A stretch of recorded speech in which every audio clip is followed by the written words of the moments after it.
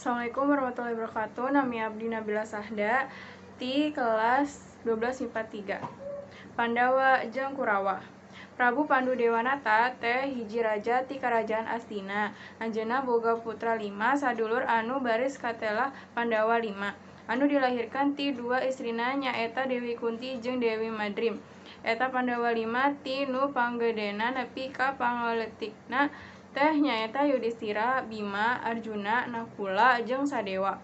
Yudistira boga ngaran nyakanyaah atawa ngaran leutikna nyaeta Puntadewa. Bima ngaran leutikna nyaeta Sena. Arjuna ngaran leutikna teh Permadi. Dilahirkan ti ibu Dewi Kunti. Sedeu Nakula nu boga ngaran leutik Punten jeung Sadewa nu boga ngaran leutik Tangsen dilahirkan ti ibu Dewi Madrim.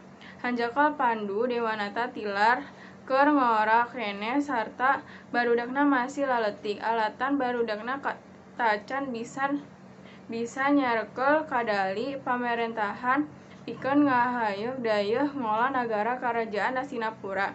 Kursi pamarentahan pikeun saheulaan dipasrahkeun ka Destarata.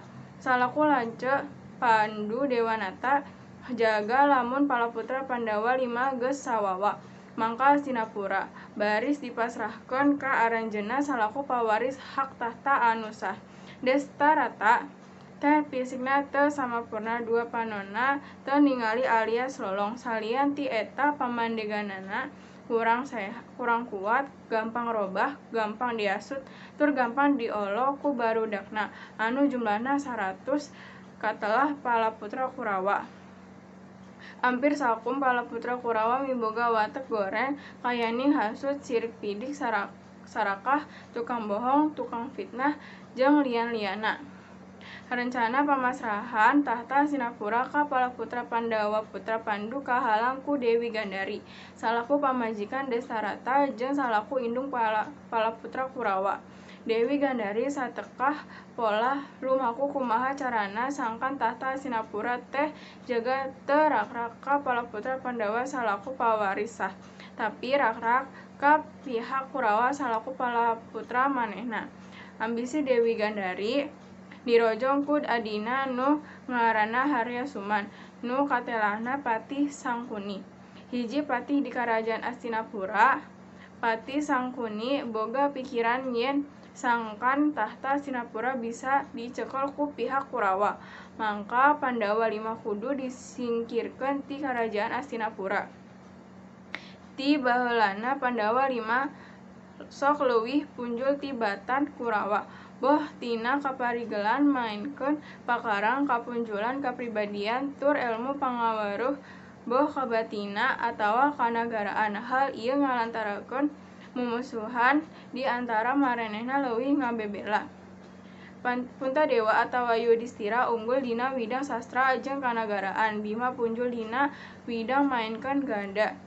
Arjuna punjul dina widang manah jeung elmu perang. Sedeu Nakula Sadewa sanajan can sawawa punjul dina prilaku jeung kapribadian. Bima nu dedeg pangadegna jangkung badag tur bedes tanagana. Mindeng kalibet masalah jeung pihak Kurawa. Duryudana jeung adina Dursasana ti pihak Kurawa pernah digempleng ku Bima alatan marenehna nyieun gara-gara ku pihak Pandawa. Sok sanajan digulung dirempung diuroyok ku dua-duaan. Tapi dina eta tarung teh angger Bima nu unggul. Ti harita Bima sok jadi sasaran ku cep-cep ka geuleuh pihak Kurawa. Hiji waktu Bima nu pohara rampus daharna dibere racun ku Kurawa dina kadaharanana sanggeus Bima kapiuhan awakna tuluy dipiceun ka sumur Jalatunda anu eusina pinuh ku mangpirang oray nu matihna peurahna. Ngan ku pitulungna Batara Dadungnala. Bima salamet tina bahaya pati. Malah ti saprak harita Bima jadi kebal ku mampirang barua atawa racun nu sakumaha matihna ge. Sadar usahana nyingkahkeun Bima teh gagal. Pihak Kurawa nyieun deui tarekah ngingkahkeun pihak Pandawa ku jalan ngadurug bale sigala-gala tempat sarere Pandawa sarta Ibu Dewi Kunti.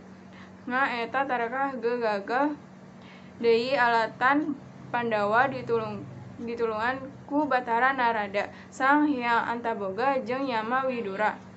Sangkan pancagorengan antara Kurawa jeung Pandawa teu terus lumangsung para kakolot nu dilulungan ku Resi Bisma jeung Yama Widura.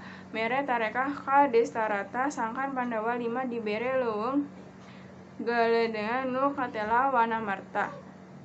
Eta bolongan teh dasakukan atawa disatujuan ku Destarata nya antukna Wanamarta dipasrahkeun ka Pandawa. Alatan Apala putra Pandawa mah punjul pisan dina sagala widang, kaasup widang tata negara, tur dibantuan oge ku sawatara dewa jeung sobat-sobat Pandawa. Dina waktu nu singget marenehna bisa ngarobah Wanamarta nu asalna leuweung galedegan jadi hiji nagara atawa karajaan kalawan dibere ngaran Karajaan Amarta.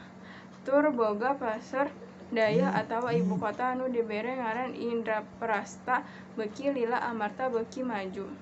Karajaanna beuki gede jeung kuat sabab loba karajaan leutik nu garabung ka Amarta. Hal ieu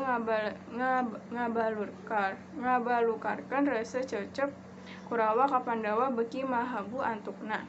Pancagorengan dua pihak nu beuki gede jaga di carita satuluyna bakal bubuara jadi perang rongkah antara Pandawa 5 jeung Kurawa.